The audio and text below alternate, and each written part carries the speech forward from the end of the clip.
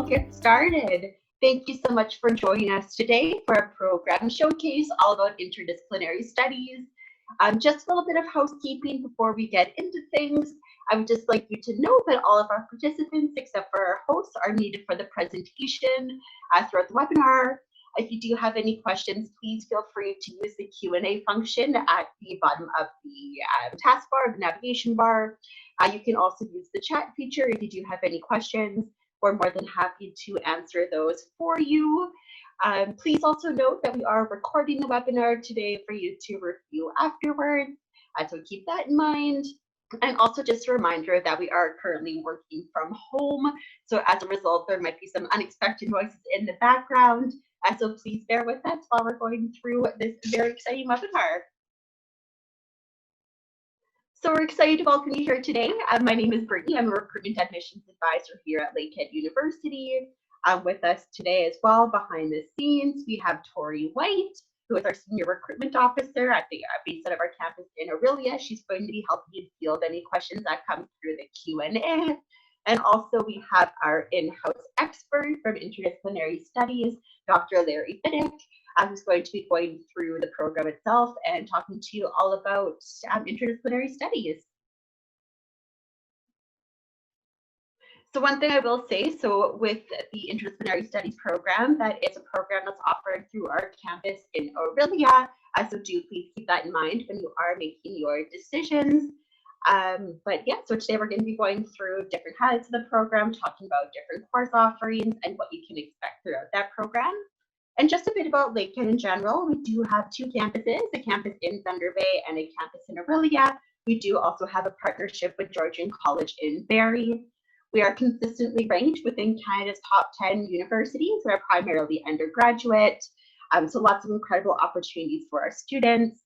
With that, we are the #1 undergraduate research university. So that means that you, as an undergrad student, have the chance to work alongside faculty members, engage in different types of research, being able to kind of delve into that world and be able to gain experience that you might not typically see until a higher level degree at a larger institution. But we do provide you with those options right off the hop at Lakehead. We do also really pride ourselves on our small class sizes. As one of our stats, 90% of our classes have fewer than 60 students. So that's really great for things like group work and study groups, and even getting to know your faculty members. They'll know you on a first name basis, you'll know them, and it just makes that, a really strong, close-knit community on campus. We are a fully comprehensive university, so you have programs all over the map. We have a lot of very unique, one-of-a-kind programs as well. As far as our student population goes, we have 8,500 students from over 80 different countries. So we do have a lot of great internationalization on campus as well. Now, one really great fact that we most certainly like to talk about is our employment rate. So 96.7% of our graduates are employed within 2 years after graduating, and that's employment within their field. So they are able to really take all of their experiences they gained through Lakehead University, whether it's through, engaging in different types of research or completing co-ops or placements. They're really able to get that hands-on experience that really helps them move into the real world after the fact and applying for those jobs. But that's my little Lakehead University, a quick little nutshell. At this point, I'm going to pass it on to Dr. Fiddick to talk to you about interdisciplinary studies.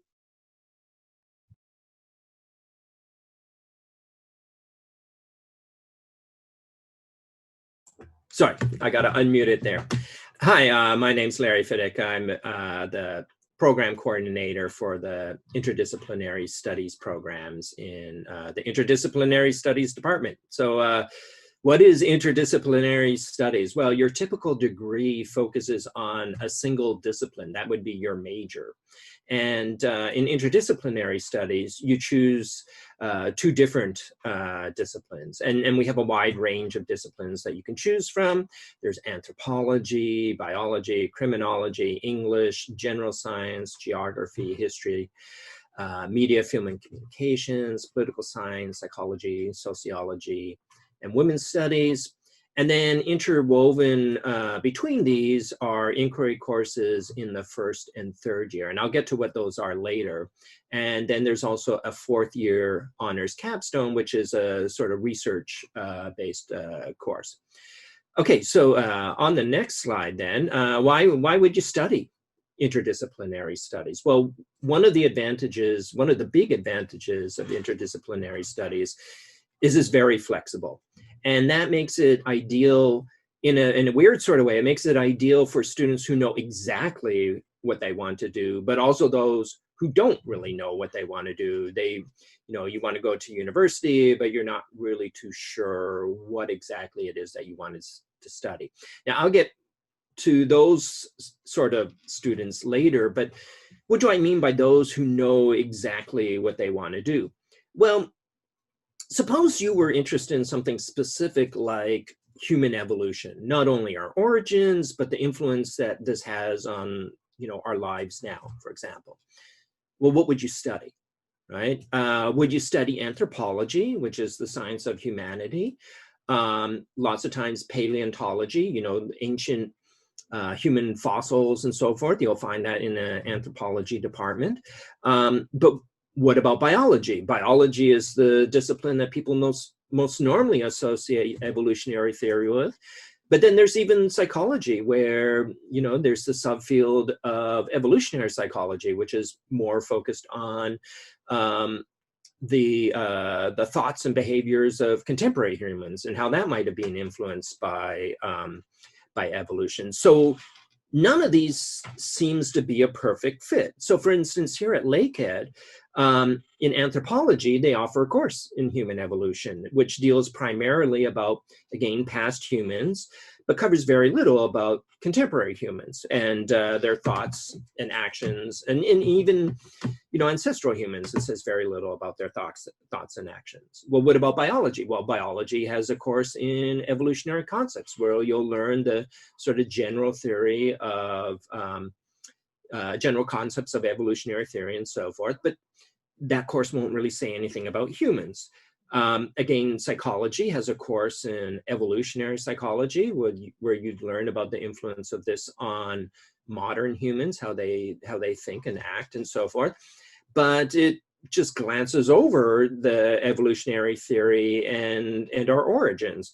And even in criminology, there's a course in the evolution of violence. Now, Lakehead isn't unique. This is the norm in most universities, where you'll find courses across a variety of different disciplines that are in some way related. So if you had something very specific in mind that you wanted to study, something like human evolution again, you have to choose a discipline where none of them really is perfect. So what are you going to do? Well, study interdisciplinary studies. In interdisciplinary studies, you can combine different disciplines much more easily.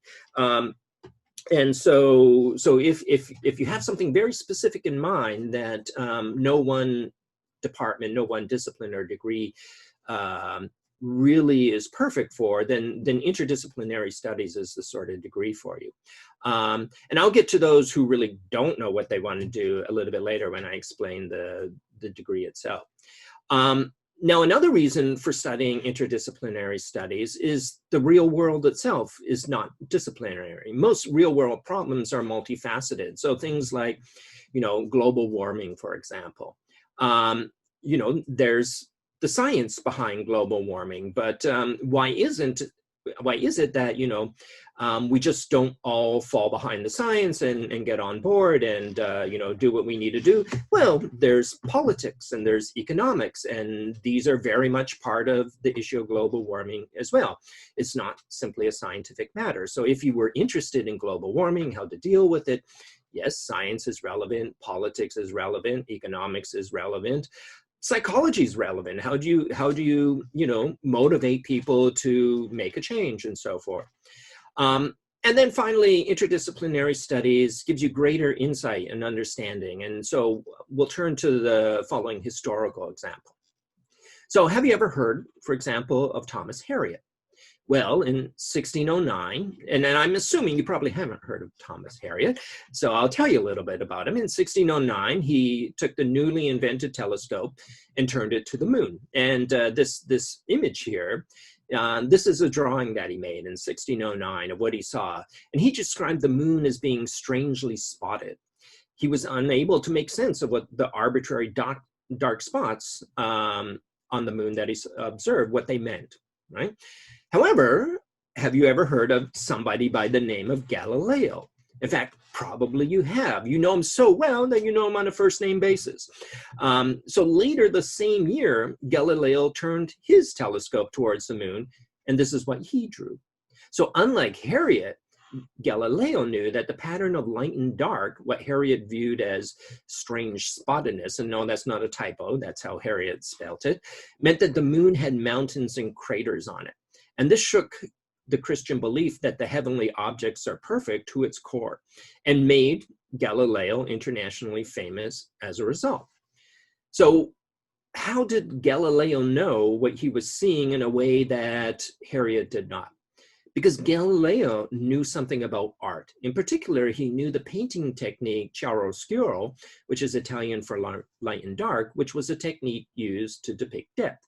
So you can see this technique here in this painting by Caravaggio from 1609, 1610, you know, around the same time when Galileo was making his observations. And so you'll see David there holding the head of Goliath sort of looming out of the dark, and it gives you this very sort of vivid sense of depth.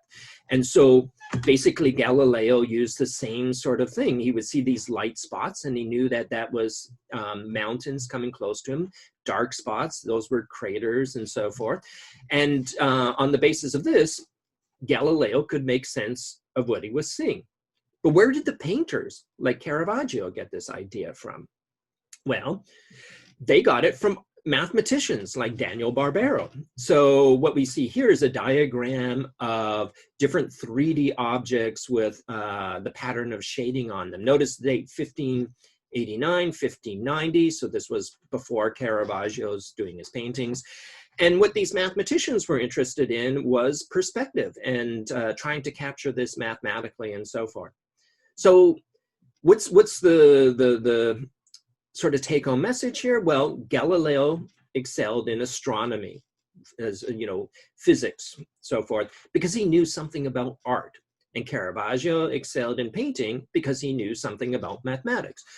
Normally, you wouldn't think that art has anything to do with physics. You would sort of think that the fine arts and the sciences are completely removed from one another. You wouldn't think that painting would have anything to do with mathematics, but they do. These people excelled in their disciplines because they had interdisciplinary knowledge. So interdisciplinarity helps to solve problems. All right, so how does the degree work? Well, again, you choose 2 disciplines.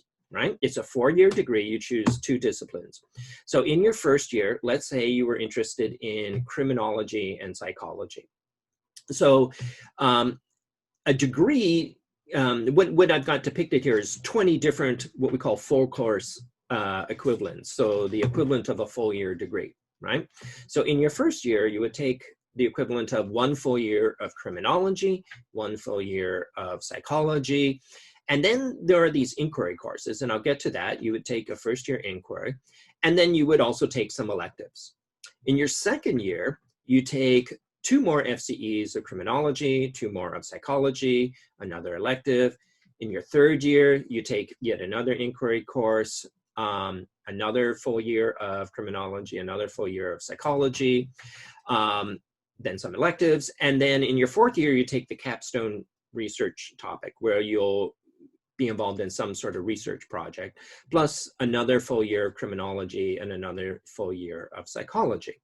Now, one thing to note about this is that they are not specific criminology and psychology courses that you have to take. You just have to make sure that the courses are at particular year levels.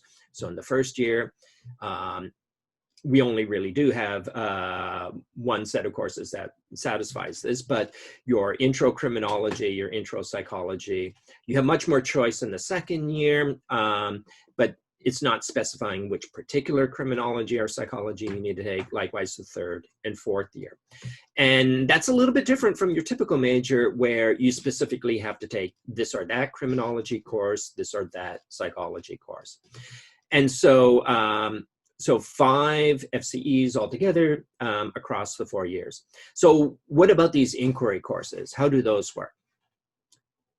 All right, so these INTD, the Interdisciplinary Studies is what it stands for, but these are our inquiry courses. These courses are capped at 30 students in the first and third year and 20 in the fourth year. Now then, the atmosphere in these courses is rather stimulating. So these aren't lecture courses where the prof gets up and tells you what you need to know. These are more sort of based on student-driven questions and finding answers for themselves and so forth. So students in these classes are encouraged to think for themselves. There's a lot of group work, but also individual assessment. And they typically involve some sort of case study. So for example, in my first year human nature inquiry, I give students the following scenario. So, and this is a real life scenario. So in 2000, in the year 2000, Louise Lamfair, the president of the American Anthropological Association, received an email from 2 of her members, and they had brought to her attention that a book was just about to be published in which it was alleged that their fellow anthropologists, some of them, had committed these horrible atrocities in an Amazonian tribe. And so my task to students is, okay, well, imagine you're Louise Lamfair, you've just received this email, what are you going to do about it? And I don't tell them how to think about it. The first thing that they need to do is they need to do some background research, and individually they will put together a annotated bibliography, a sort of list of things that they read and why they're important to this project. And what I do task them with is they're going to have a press conference where they're going to address the public, in particular some journalists, and tell them how they're going to deal with the problem. So the first group task is to write a press release where they sort of foreshadow what they're going to say in the press conference. I then take these press releases and I distribute them to their fellow class members. And when they eventually have the press conference, which is the third assignment, they say, you know, what they take the problem to be, what are the relevant facts and considerations, how are they going to deal with the problem, and what are the potential downsides, unknowns, and so forth. And then at the end, they get grilled by their fellow students as journalists. And why are they doing that? Because the next assignment that they have to do is write a newspaper article on some of the press conferences that they attended and ask questions at, and so forth. And then finally, there's a group reflection on all of this. How does this advance our understanding of human nature and so forth? Now, I also want to say, seeing as the issue of class sizes gets brought up here, why exactly is that important? Now, you'll typically be told that, well, you know, it means you'll get noticed. And that's true. It does mean that you'll get noticed, but why is that important? Wouldn't it be more important to go to some large, big name university despite the class sizes at such a university? Well, again, I come from a sort of social science background, and I want to know what the data says. And what does the data say? Well, Purdue University, in collaboration with the polling firm Gallup, surveyed over 30,000 American university graduates to see what influenced their subsequent workplace engagement. So this was a rather unique and meaningful way of assessing the impact of a student's education. So rather than simply asking how much money they made, which is typically what would happen, they asked about job satisfaction, how intellectually and emotionally engaged graduates were with their post-university employment. And what they found is, actually, it didn't really matter what sort of university they went to, whether or not it was public or private, whether or not it was selective, like an Ivy League university, or non-selective, a university that basically takes anybody. The outcomes in terms of workplace engagement were more or less the same across all of those, with one exception, which was that private for-profit universities, sort of like Trump University, resulted in lower workplace engagement later.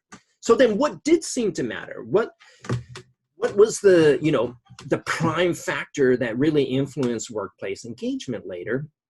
It was whether or not they had a mentor that encouraged them to pursue their goals and dreams, whether professors cared about them as a person, whether at least one professor made them excited about learning. That's why it helps to be noticed by your profs, that they take an interest in you as a person and your goals.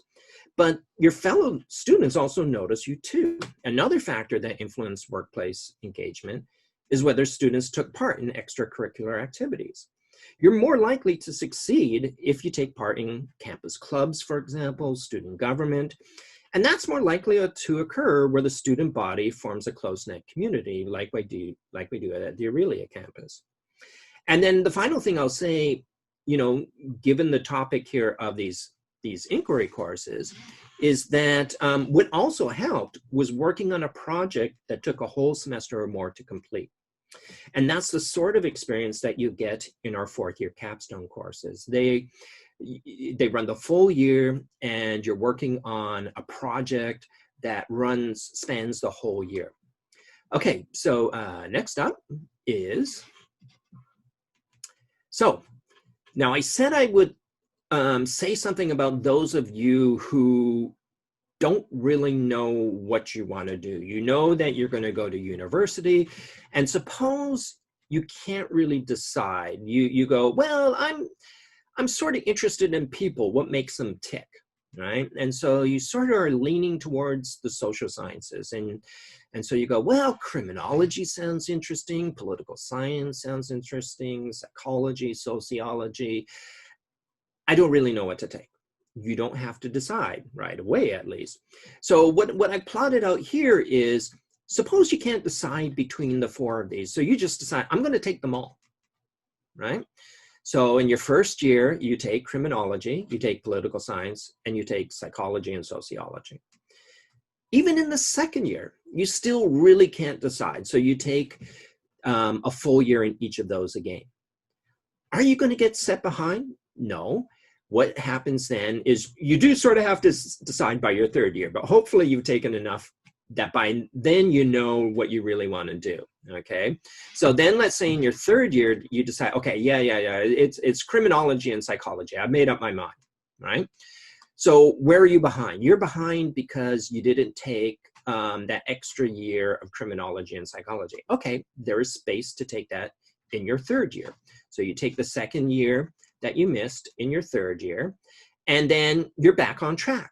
And so fourth year, you're taking another year of criminology and another year of psychology, and you're graduating at the end of your fourth year. And this is important because one of the things that also impacts later success in life with these graduates is whether or not they graduated after 4 years. If it took them longer, they have less workplace satisfaction later. One of the things that happens if you delay is you rack up debts, and that's not, particularly a good thing to do. And so this is where the flexibility comes in. If you really don't know quite what you want to do and you want to explore things, having a flexible degree like interdisciplinary studies lets you, explore the possibilities for a while without punishing you later, without, making it so that you have to stay an additional year. All right, so next slide. So this flexibility also makes the degree popular with students studying to be teachers. So we also offer a concurrent education option that allows you to combine interdisciplinary studies with an education degree. So what you see in red here is the additional courses that you need to take in order to graduate with the concurrent education. Plus, once you finish the 4 years, then there's an additional 2 years as part of the professional program in education. So you would also take Education 1050 in your first year. You could pair that with the inquiry course. You need a year of languages. That could be English, French, or an indigenous language. However, we don't tend to offer indigenous languages on the Aurelia campus. And then a year of science. And there's a general science class, which the education department recommends, but it could be something like chemistry or biology instead. And then in the second year, you add on another education class and then a art or a music electives. In your third year, there is a further education elective. And then it's just the regular degree again. And like I said, after finishing off the 4-year interdisciplinary studies degree, then you enter into the education professional program for teachers. All right. What if, you're not really sure, you want to be a teacher, you want to be a teacher, but you don't know what disciplines you want to make. You have the same flexibility. So I plotted that out here, and you can see that, let's say, what's often popular with our education students is disciplines that are called quote unquote teachables. Now, you don't need a teachable for primary junior education, which we offer on the Aurelia campus. But if you ever did want to upgrade to like high school teaching, it really helps to have a teachable, and you can pick those up easily with the interdisciplinary studies degree. So biology, English, geography, and history are all teachables. And so what I show here is that, suppose you're trying to decide between the 4 of these, right? So you take biology, English, and geography in the first year. You also, by taking biology, satisfy that science requirement. By taking English, you satisfy your language requirement. In your second year, you still don't know what you're going to do. You get the Education 2050 and your fine arts requirement out of the way as well. And then in the third year, it comes to the crunch and you have to decide, and you go, okay, well, I want English and geography. And again, you're no further behind. You get everything done in the 4 years plus 2 in the professional program. But to have that sort of flexibility, you have to be sort of wise in the way that you choose things. It wouldn't work out quite so easily if one of your disciplines wasn't a language like English, or one of your, potential disciplines wasn't a science like biology. But the point is still that you could easily take time to explore your options before deciding what you're going to do. All right, next slide. Okay, so finally, about the degree, we have what we call concentrations. And so remember at the beginning, I had said that suppose you have a very particular interest, right? Like something like human evolution. Well, our concentrations have these sort of prepackaged for you. The human nature concentration is more or less about say human evolution, sort of broadly construed. Social justice is about various social justice issues, international conflict and human rights, environment and politics and culture. These are just more sort of focused programs where, again, you're given some choice, but you take courses from a wide variety of areas that all relate to the same topic. So for example, again, in human nature, some of the courses that fall under that are things like in anthropology, the human evolution course, in biology, the evolutionary concepts course, in psychology, the evolutionary psychology course, and in criminology, the evolution of violence course. Okay, next slide. Okay, so you might be wondering, where do our grads wind up? Well, a little over half of our students graduate with a concurrent education degree, so it's not surprising that many of them become teachers in the end. Other grads who aren't in the concurrent education program go on to grad school. So we've had a student who went on to grad school in anthropology. I believe we had one in history.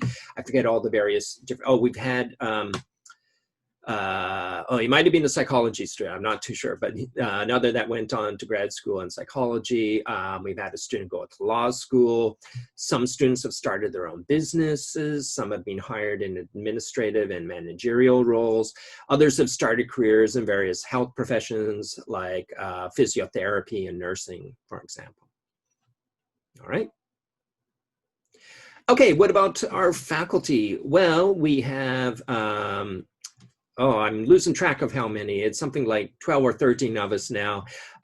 We have interest in a wide range of areas, in gift exchange, evolutionary psychology, genocide, global terrorism, precarious work, media activism, eco-criticism, social dimensions of mind, psychopathy, food security, globalization. The reason for mentioning this is that students can often work with our faculty on their research and so forth. So my colleague in psychology, Dr. Beth Visser, she has an interest in psychopathology, so psychopaths, and sorry, I shouldn't say psychopathology, psychopathy. So she gets a lot of students interested in working with her on various projects and so forth. All right, next one. Oh, questions, there we go.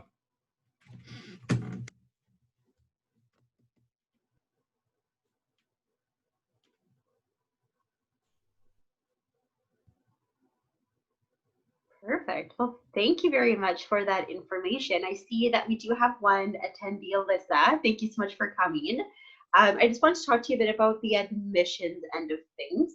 So for admission to the program, we look for 12U English, 5 additional grade 12 URM credits, and overall 70% average. And that would be for both the program itself, so interdisciplinary studies, or even interdisciplinary studies with concurrent education. I know you're talking about wanting to become a teacher, so it'd be the same admission requirements for that. Wonderful. Well, so we would love it if you would visit us. Unfortunately, right now we're unable to host you on campus, but we welcome you to check out our virtual campus tour. If you go to the link listed on the screen here, lakeheadu.ca/tours, you can do a virtual campus tour. It's really cool. You can walk through campus, get an idea as to what the different buildings look like, get a better sense as to what you'll be expecting when it comes to campus itself. We are hoping to be able to eventually continue running on-campus tours. And as soon as we have more information, as soon as we're able to start running those, we will be posting updates on our website. And we do have a number of events still coming up. So a week from tonight, we have our second virtual open house. It runs from 4 o'clock until 8 o'clock. Please go ahead and register. If you come to the virtual open house, you can come and chat with different faculty members. You could also chat with people from within the Faculty of Education as well if you are thinking about going on to be a teacher, as well as representatives from all across the university to really get yourself more acquainted with that. So we'd love to have you there. And we do want you to stay connected with us. We don't want today to be the last conversation that we have with you. So if you can't make it out to the open house, we do have other upcoming events. If you visit the link on the screen, we can also book one-on-one meetings. So if you want to chat with the recruiter one-on-one, get some questions answered about admissions, about life on campus, residence, anything that you need extra help with, we're always more than happy to assist you with that. And of course, as always, follow us on social media. Like us on Facebook, add us on Snapchat, follow us on Twitter, on Instagram, and watch all our videos on YouTube. It's a great way to really get to know the university as well as our student population. We always have different posts about life on campus and what's happening, so you can get a sense of the university, not just from our perspective, but also from the perspective of our students. And once again, thank you very much for spending some time with us today. I hope you're able to learn a lot about the Interdisciplinary Studies program and your options at Lakehead University. And we really hope to see you this fall.